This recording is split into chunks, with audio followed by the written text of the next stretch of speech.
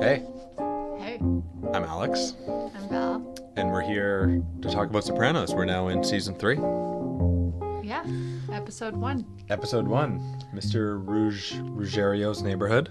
Yep.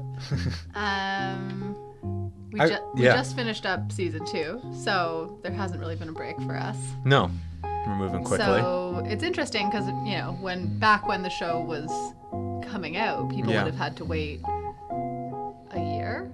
Quite some time, between, and actually some of the breaks between seasons were really long. Were longer. Yeah, Yeah. I forget which season was that really long one. Going into the late ones. Okay. Yeah. So it is, it's fun to watch it just after another, but you do start to see, you see some differences in the, how do I say it, like, decisions that they make in each season about how things look or how things are set up or kind of what they're going for in terms of the seasons, right? We can see already that this might be a really different season than what we've seen in the past. Yeah. Yeah. Definitely, yeah. I think it's interesting, too. So this episode is written by David Chase, which is always... It's important. It's important. It's interesting to take note of the ones that he writes because we get kind of a window into his concept, and his writing kind of, can kind of give us a guideline to what the show is about for him and what his main issues are. And the thing that really fascinates me about this episode is season 3 is really where Sopranos has become like a major hit. That's another thing to kind of like think about in terms of like when it was coming out. Like this is a very popular show. In 2000 or 2000, early 2001? We're in the early 2000s. It's shortly before 9/11. Right. I believe it's in the year before that.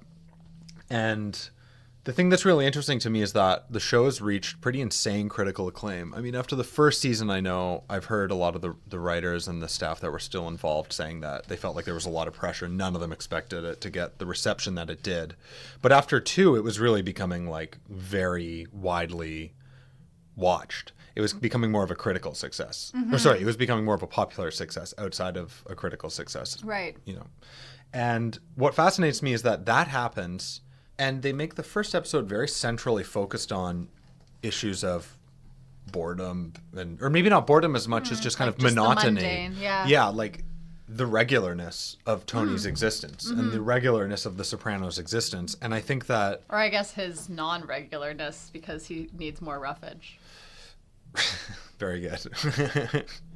But everything that kind of happens around Tony is very ordinary. So, I mean, it made me think of the scene where Jeannie Cusimano is saying, they're in the mafia and then cuts herself off. But then she's saying they're different. Mm-hmm. And yet the things that happen to the family in this episode are their water heater blows up.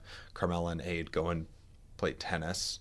The concerns are pretty typical. Like Carmela probably had a thing for the old tennis instructors, kind of what one could surmise from her past relationships with people like Vic Musto and others. Yeah. And, AJ's kind of acting out in pretty childish ways. He's kind of going through kind of regular things, skipping assembly. Meadows in school, kind of settling into New York. Taking a nap. It's all taking a nap. It's all very normal. And for me, that takes a lot of confidence from the showrunners to have success. People are clearly drawn to the show in some part because of the excitement of like the mafia storylines, and they're just completely flipping it on its head. Mm-hmm. In fact, I feel like they're going even further with it now. Mm-hmm. They're really like, if anything, showcasing and focusing on how the family is more similar to everybody else than they are different. Right. And I love how we have this like heightened sense of drama too, because we have that kind of classic like spy music or whatever. The Peter like Gunn theme. Dun, dun, dun, yeah. dun, dun, dun, dun, dun. Of course, amazing mashup with I'll Be Watching You by the Police, but which comes up again and again in the episode. But it's like this heightened, like we see them looking at their watches. We have all these, we have these walkie-talkies. So there is this dramatic thing going on, but it really actually has zero impact on Tony. At this point. And his family. Yeah. I mean, yet to be seen. And I mean, like the last shot is somewhat foreboding. Yeah.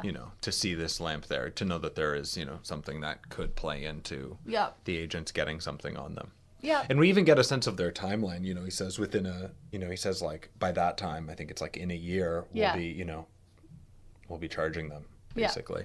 So you can tell that they're kind of focused on the family in a more, diligent manner. Mm-hmm. I thought that was interesting too, actually hearing their conversation around the round table, like how wrong they were about a lot of things. Yeah. And they like, I love when they all nod at each other for really silly things. Like they'll be like, oh, like, we could give Livia whatever the terminology is. Like if she says that Tony gave her the ticket, then we'll give her immunity, right? From prosecution or whatever I want to say about that. So they're all like nodding their heads like, oh yeah, like what kind of mother would do that to her son, right? And they're like, yeah. But little do they know that like she's been a threat on his life, right? Right. Similarly, when they talk about like Richie being hit by the cartel, it goes around, like it kind of has a shot around the table and they're all like, yeah, like nodding their heads, right? Well, I love also they get wrong the timeline on the water boiler or the heater. You know, they're saying like in 6 months that's going to blow, and then it blows almost immediately. Yeah. So... No, and we don't really, like, we haven't spent that much time with the FBI before, right? We've had a couple, at the end of last season, we were in their office for a little bit, and we've had, like, little windows into it prior. I like that we, like, the characters that we know in the FBI are part of this squad, right? So they're not giving us, like, too many new characters. We have Skip, who's part of this, right? There's no mention, really. I mean, there's, like, a brief mention of Pussy. Yeah, right? Well, they use his like MIA. case file name. They use like and they're not even referencing him by his name. Yeah. It's like he's like I forget like C16 or something. Yeah, and that he was essential for this RICO for the Rubistic case, scam. For the Rubistic yeah, scam. Which is and then we saw that when Christopher was kind of laying everything out. Yeah. To him, and so obviously they needed him to prosecute on that. I love when they're reading this like the script. It looks like they're all following along the script, right? And that's the closest they've ever gotten Tony to actually talking about something, right? And he doesn't say anything. He doesn't say anything at all, basically. Yeah. I thought it was interesting, like, when as well with that, like they can't get anything basically from that, and Tony doesn't talk about anything. There's some like exposition that happens about what the FBI actually has on the family. That's interesting, but I feel like it's almost the intention is kind of twofold. Like they are exposing things, but it's also like kind of like a cheap shot at expositional dialogue in these kinds of shows. Right. Like when they're saying like we've had each of his phones bugged for years, but the guy says less than Harpo Marx. But there's like this strange edit that we see a lot in this episode. These like talk weird about those throughout. Yeah. These weird fades that actually kind of like make the show seem out of place. And it is out of place. The editing is very deliberate in this show, and I think it's conscious when they edit differently. Let's come back to that. I want to talk about that in more depth. Okay. Yeah. But you were going to say something about exposition. Well, the fact that they're like, that's cheaper dialogue than we're used to in this show. Totally. Well, even like with Meadow being at Columbia, right? Like that's how we find out, well, except from Tony's dream. Yeah. But it's confirmed by the FBI agents. There's just like a cheapness and maybe like a tongue-in-cheek way of looking at all the scenes that include the FBI. Like it's too obvious. It's too over the head. Even the Peter Gunn theme, like that's like the most obvious song that I could possibly think of to equate like policing. And there's something where Spies. I think they're kind of playing with that because I don't think that this show and this episode is about them. And I think people are drawn to it because it's like, oh, it's like fascinating and it's, we're drawn into this like cops and robbers thing. But the show's not about that, and it's about the characters and things that are going on a different level. And there's a lot of things I felt that were just like they overdid it intentionally. Like after they get in, they're like out of the sausage factory, and then like two agents like give each other a high five. Yeah. And then again, there's like the code names for them, like baby big, and bada bang, and then again, and then there's like another weird edit after that. And I think, there was a bunch of examples where they're using those strange fades and it just feels like a different place. It feels like a different mood. Well, because like what it seems like is like, like if you've ever watched like, I don't know, for some reason Law and Order comes to my mind, but like one of those like cop shows or like, I don't know, what's the other one? SVU. That's Law and Order. There's many Law and Orders, but they have these cuts that are like that, especially actually in Law and Order. They have this like they put up these black screens with like where this thing is right. located, and I like the ones in New York because it's always like some intersection where I'm like, that's not really where it is. But they leave, like when they cut a scene, they kind of leave it on like they let it have some drama that's drawn out. So like it'll be like a close up on someone's face, and it pauses for just long enough and then goes to the next scene. These fades almost like cut off the character that it was seeing. Like it almost like faded too quickly. Like some of the ones that faded from the, not too, like I don't want to say too quickly like it's a negative thing. It was definitely on purpose and it's effective. Mm-hmm. But compared to these like regular cop shows, they almost like cut out before the moment of drama in some ways. Like it's like fade and cut and here's something else going on. Right. It was like, I don't know, there's something about the timing of them that was really quick. We did have some, I mean, like, you know, in terms of like the dramatic fade out, like when AJ is cutting the assembly and smoking with his buddies. Yeah. And trying to get Snapple. They're just like obsessed with getting Snapple. No backwash. Without backwash in it. At the end, when he sees his friend, like, oh, he tried out for JV football, and all the other guys are kind of like, oh, cool, dude, way to be involved. Well, and AJ says, what position? And then the guy says, douchebag. But we can see that AJ's actually interested. Yeah. And then, of course, we see him. The only other time we see him, really, is later on when he's, like, trying out for the team. Yeah, and I think that's actually really relevant because we've heard already, to a certain extent, about Tony and his... football. Yeah, and his football and the way that he was insecure whenever Junior would push him about, you know, being a varsity athlete. And that's something that was very important to him. And as the show goes on, actually, there's even more that we get about Tony and his relationship with being a varsity athlete and playing football, and his relationship with his high school coach and the way that plays into his psyche. So I think it's really interesting that AJ is actually kind of taking some of those things for himself, that he's actually kind of, in some ways, an extension of Tony, and has some of the same values and interests. Yeah. Because he seems to be kind of like nihilistic at times. He sometimes, you know, takes on this like big nothing and he's just like an aimless teenager. But we see him even there when he's skipping school and smoking and getting Snapples like wearing a badass. That Pantera t-shirt with a big marijuana leaf on it. Yeah, what a badass.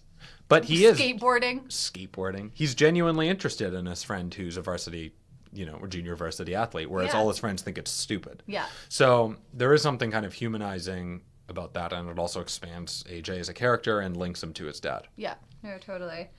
Actually, even there was a zoom in on him, like on what position. Well, that's where I was coming to with that. So, yeah. like, we are left with this, like, zoom shot onto AJ's face. Yeah. And it shows him kind of looking pensive. Like, you know. Which the show always uses very intentionally. That's typically a shot that they use to stress importance. No, absolutely. So we, you know, and again, it's like one of those fast edits. We have a lot of edits in this episode.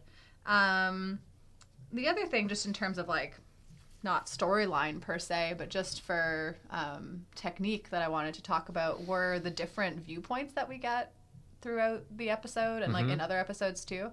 So we've talked in past episodes about how we've, you know, once or twice gotten Tony's point of view, right? We're like seeing the world through Tony's eyes. Yeah. Like we see it kind of, he's staggering, he's about to pass out. In the last episode or the second, penultimate, I forget now, when AJ, it's Meadow's graduation party, and AJ has a camera, and we see the family quickly through AJ's eyes, right? Like through the film lens or the camera lens, which I want to kind of go back on and think about that in terms of whose lens we're seeing actually. Is it through AJ's eyes and how, like, what it looks like through AJ's eyes? Right. But in this episode, we see this binocular view, right? So it's like through the eyes of these agents who are, you know, I love the different groups of them, like the ones that are watching Carmela and Ade taking tennis lessons. They're funny. The guy who goes up and asks about the language school and says that his grandmother's Polish. Yeah, he was really like trying hard there. Yeah. He was successful. That's good. He was successful. Skip Lipari, who has somehow graduated to trailing Tony. It's a pretty important job, you know. Like he used to just be this guy who was with Pussy. That was an important job too. I guess so.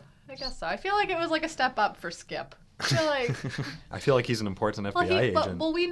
We know that he was kind of dissatisfied with his position at the FBI. Right. Well, he even talks about being passed over. Yeah. So this, I don't know. I was happy for him when I saw that he was the one trailing Tony. I love all the different costumes that these guys have, like dressing up as different kinds of, Essex County mosquito workers. team or whatever it is. And then I also love how Tony always is able to identify Agent Harris regardless of what kind of silly hat he's wearing. Right. And he's like disappointed, like, oh man, he made me or whatever. Yeah. It's also interesting to see Agent Harris in this context where he's actively working against Tony, because typically when he shows up in the show, it's this very kind of like collegial relationship that they have. And it's weird, actually. I always kind of question him, like, it's bizarre because he works for the FBI and his whole modus operandi is to take down the Soprano family. But they seem very friendly, and like he just seems like a nice guy, and they almost seem to have like a friendship. Yeah. But in this episode, it's more active that he's actually working against Tony. I want to come back to that because I just want to finish up what I was talking about with the binocular viewpoint first, but I think that is important. I think that when we see things through not just our regular camera lens, it is important to pay attention to them, like who it is that is seeing and like what is their lens or their viewpoint. And so I think, in those edits that have the binocular frame around them, it is often these kind of like problematic views, or like, I don't know, seeing, how do I say, seeing what they want to see, seeing like whatever their kind of perspective is, right? Yeah. So like I think about those two that are watching Aid and Carmela play tennis, right? Right. It's personified. It's not just a camera that's seeing like omniscient kind of camera. Right. It is actually this like person who we're seeing through their eyes. So I do think that's important. It also kind of it lends itself to kind of like the voyeurism, right? So even like when Jeannie Cusimano answers the door and she's like, oh, you should go and ask them, like, and we, in an earlier season, we saw Melfi like looking out the window of the Cusimano's house, right? Yeah. So there is this like voyeuristic kind of aspect. Yeah. They weren't supposed to go upstairs; they were supposed to stay in the basement. But we see one of the FBI agents going through their mail, right? So I just think it's important. I don't know, like I want to pay attention to like when we next see something like that with a point of view shift, right? But it also, I think, like, and I think Sopranos Autopsy talks about this, which is probably where I'm getting it from. But just like challenges our own, like, why are we watching this, right? Why are we watching this boring mob show where nothing really happens, right? Why is that so thrilling for us to watch? Well, I think it's playing with the genre, because I mean, I think there's a lot to get from the show, and there's a lot of deeper questions and some answers and I'm not saying the opposite of that. But I think that the show is very kind of worthwhile and examines a lot of real things, whereas I think that a lot of other shows are a lot more surfacey. So yeah, maybe it's the irony is that there's more going on in this show about boredom, and it makes more sense for us to be watching it than it does to watch something that's, exciting and action packed. Interesting. So I think that there's actually more happening here than there could be in something that's, just like a standard mob fare, whatever. Yeah. No, I think that's a good point. And I think that that's kind of what this show is going for. Like, I mean, it's so ambitious, I think, to take like a TV show, and then when you have major success that kind of came out of nowhere, to double down on your themes of regular life and boringness in the midst of a mob theme. Yeah. I mean, it really takes some guts, but I mean, I think it totally works, and I think that they can get to some really interesting questions, and I think it really works. Yeah, I think it's great. I like that. No, we have like one moment that looks like it's going to be violent, right, in the whole thing, where we have Patsy outside. Right, and that kind of, but then that he just ends up peeing in the pool, like, right.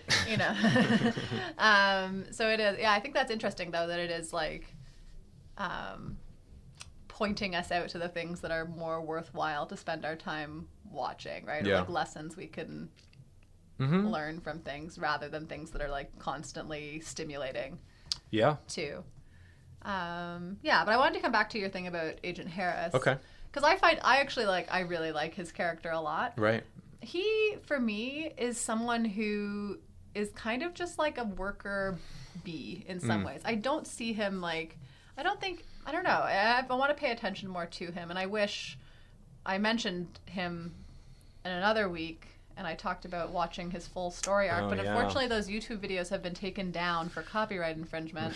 Very sad. Which I guess kind of makes sense. But that was one that was so good. And so I'm sorry that you 5 people who are listening to this or maybe heard that I talked about it the first time, didn't get to see that, because he really, like, he I mean, not a spoiler, but he's with us through the whole show at different times, right? But he comes across to me as just like a worker. Like, he works for the FBI, and yes, like, he's good at his job and he was invested in this sting, whatever you want to call it, in this operation. Yeah. But he also cared, like, he was the one when they were watching that video, he was like, about the brown water, he was like, hold on, like, zoom in on this. That wasn't relevant to him. That was relevant, like, as a person, you know? Interesting. Like, it, you know, he didn't have to say anything about that because it's irrelevant to what they were looking for. They're looking for a place to place their microphone. And yet it did end up being relevant to the case, ironically. Yeah, I mean, how convenient. But, like, you wouldn't, if you were just if you were just looking for the place to place the microphone, then that's not something you care about. Yeah. You know? And I think he does, I don't know, you don't really get to know him all that well. But I think he does, like, he's maybe a more empathetic character than some of the other FBI agents are, who are, like, really, like, forcefully out to get Tony. Right. I don't see him as that. Right. I'll keep paying attention to it. But he doesn't ever, at least so far, like, he does never come out that strong. He comes across, like you said, as this kind of nice guy. Yeah. You know? Yeah. And he treats Tony with respect. I mean, to some extent, going into his house without him knowing is arguably not showing him not that much super respect. respectful. But yeah. I just thought that, in this episode there was just so many instances of, like, laying out how regular things are for the family right now. You know, in the beginning, I'm just going to the stationery store. You don't have to follow me this time, you know. Near the beginning when he's talking to them.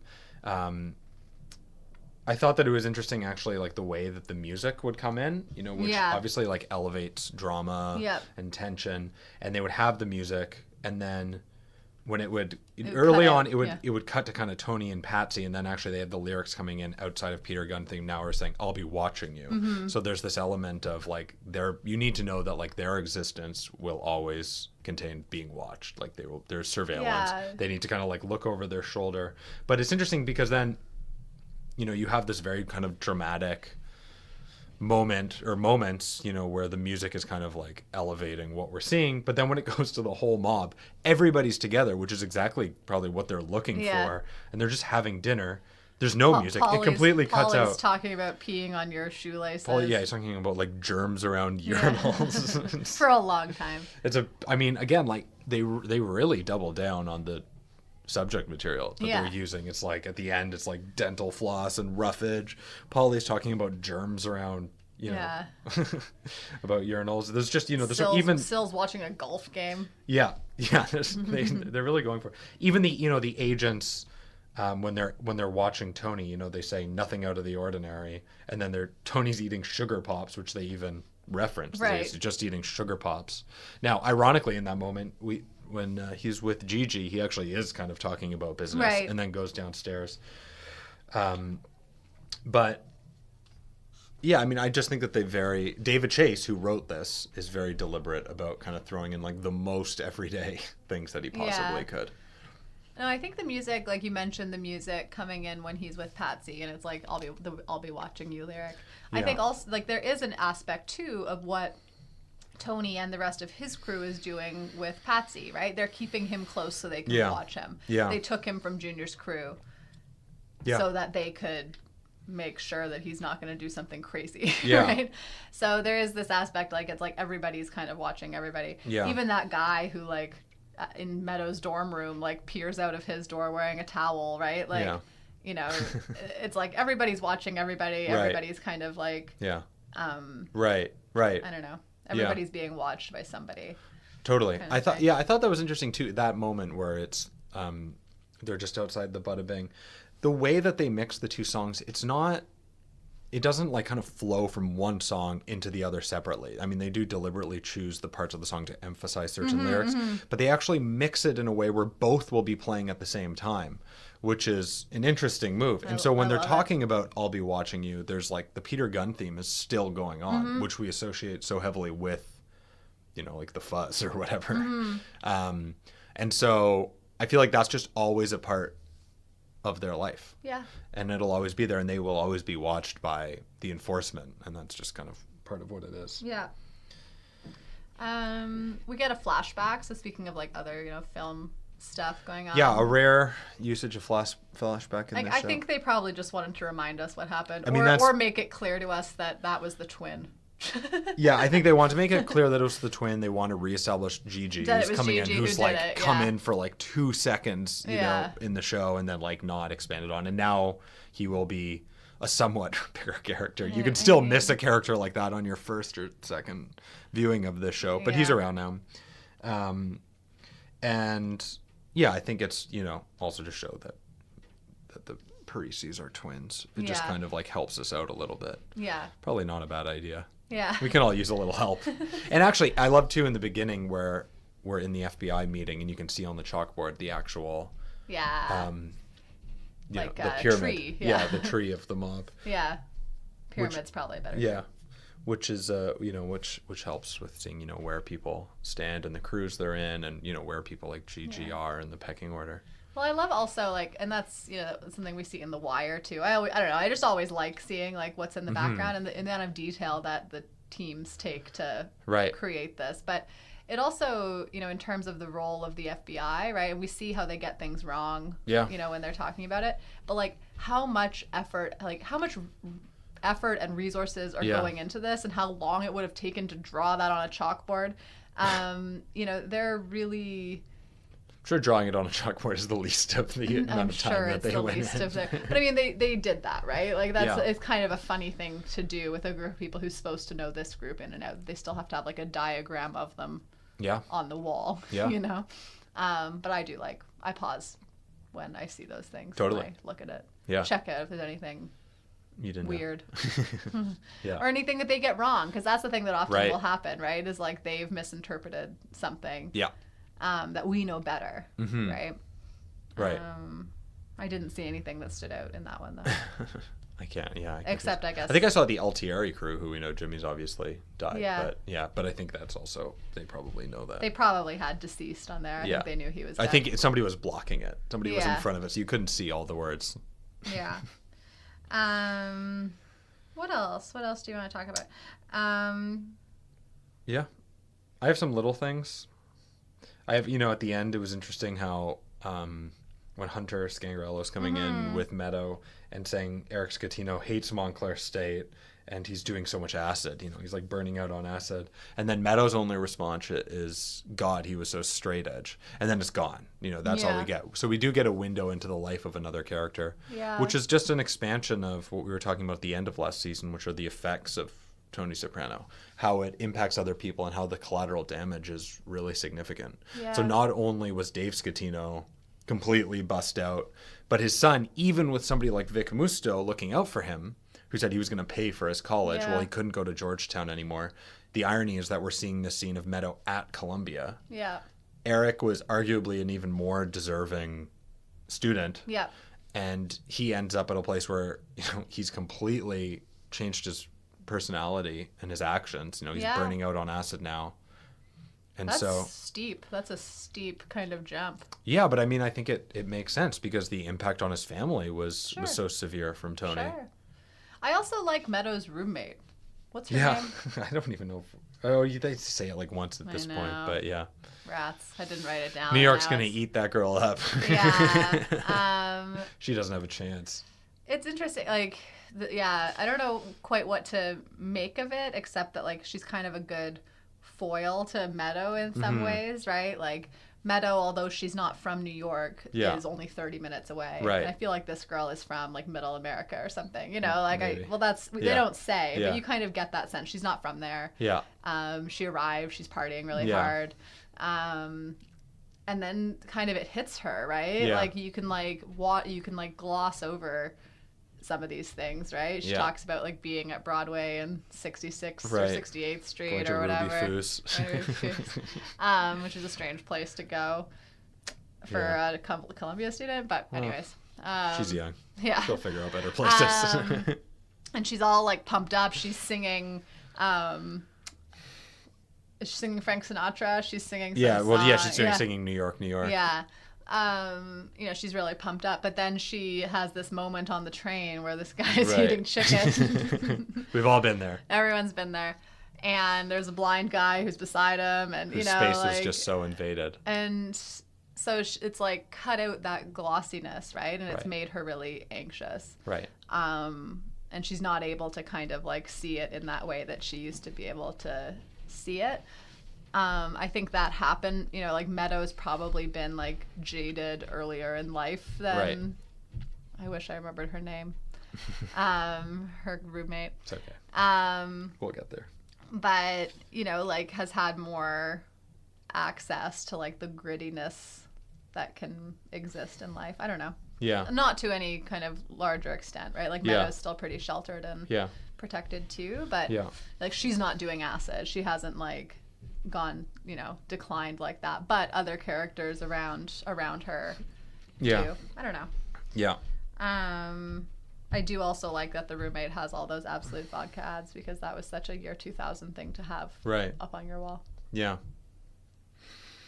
Yeah. And also like her draw to alcohol and then like posting that as like part of her identity, but then also seeing like the destruction that it's having on her, and she's already, like blowing off. She had a pretty quick, she was pretty quickly, like it was like a week-long binge and then she's like stopped drinking for a week. Yeah. She seems rather extreme. Yeah. I like her though. You can be friends with her. Go to Ruby Foos. I feel like at the beginning we get like a feeling that there's been a passage of time. Like the very first shot is the Soprano house, like night moving to day. Well, there's like, it's like set in nature. There's like weird spotlights on the house too. Like kind of they're like security lights or something like that. Yeah. We have this weird music playing. Yeah. And we actually see there's like a weird fade. I don't know if you caught that too, but like we see the newspaper and then it kind of like fades to Tony walking down to get the newspaper. Mm-hmm. It wasn't just like... Well, I think it's kind of like a dreamy kind of state. I don't know. I think, again, it's like emphasizing this repetition and regularity of things. So like they've started Tony off all the newspaper a all lot these of times. Seasons start with him coming down the driveway to get the newspaper. And it just keeps on repeating. Like there's an aspect of their life that's just more day-to-day and repetitive and monotonous than anything else. Yeah. How about the title, Mr. Ruggerio's Neighborhood? I thought it was interesting. Plumber? So they bring it up in the FBI meeting, Mr. Ruggerio, who's that? He's the plumber. I guess it's Mr. Ruggerio's Neighborhood. And then David Chase goes so far as to name the episode that. Yeah. I mean, I think part of it is playing to these themes that we've been discussing.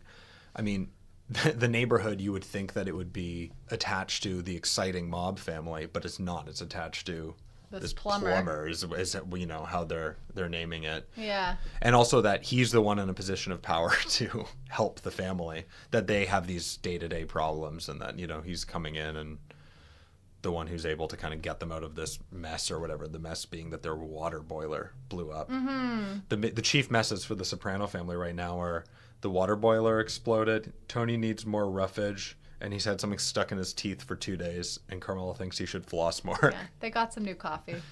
It really cleaned him out. Yeah. Yeah. They said that it was a Vienna, or no, it was a, something, it was a Vienna roast. It wasn't an Italian roast. Right. I forget what they said, but yeah, no, I can see that. I think it's also like, what does it mean? Like, kind of, I don't know, what does it mean to be a neighbor? So like, neighbors are kind of nosy, right? We know the Cusimanos are actually pretty nosy. I was actually surprised that Jeannie didn't like that she even caught herself being like the ma. Right. And then she stops talking. Yeah. Because we know that they're pretty, I don't know. They're interested and they have in some what knowledge. The Sopranos are doing, and they have some knowledge. Then again, they are just like two random Essex whatever mosquito control workers. I know, you're not going to share all your deepest secrets, but I wonder if they still have that package that Tony gave them. I'm not sure. Probably. But, you know, like, so that she says they're different, right? So we get this sense that, like, you know, I don't know where all the other mobsters live, but, like, that, you know, there's not, like, a bunch of mobsters living on this street. No. You know, it's mostly kind of these regular, normal people, like the friend of the FBI chief's wife or whatever, who's friends with Mrs. Ruggerio or whoever it was. Yeah. His sister is friends with her or whatever it was. Yeah. So, like, you know, the neighborhood actually, they are different. They do stand out. And then, but then also at the same time that they fit in. Yeah. So, you know, Jeannie Cusimano's line of they're different. Well, like, are they? And it's Mr. Ruggerio's neighborhood, and they're a part of it. Like, they are a part of that community. They do interact with the Cusimanos, and their concerns in day-to-day life is almost identical. Yeah. I mean, you know, Tony's job. Where their kids go to school, where if their water heater's broken. Yeah. Yeah. And that is the revolutionary thing about this show, because I don't think things had done that before. Taken such, like, an elevated, dramatic world, you know, like that of the mafia, and then focused on the day-to-day life. That's really where this show is exceptional. Yeah. And really started something new. And it seems like they're focusing on it. They're starting off season 3 with a strong statement. Yeah. Yeah. I don't know what the connection to Mr. Rogers' neighborhood would be, but there is one. You can read AV Club. He has some thoughts on it. Yep. Oh. It's a beautiful day in the neighborhood. Yeah. I'm not sure. But it is kind of like I feel like it's like, what does it mean to be a neighbor, and what do neighbors know about each other? What does somebody watching you know about you just by watching your day-to-day life? Yeah. Which is kind of what neighbors would typically see, right? They see when you come and go. They see you maybe when you're in your backyard, or if Patsy Parisi's in your backyard. Yeah. But that's about all they could really know about you. Yeah. Well, we're excited for season 3. Yeah. And there's some excellent episodes coming up in this season. Some of the best. I mean, they're all over the place. They're scattered, but there's some real winners. I think we always say that there's some I know, of the best. but there are some of the best in this season. Okay, well. So get ready for it. We'll be back for all of them. And we'll talk to you then. Okay. Bye.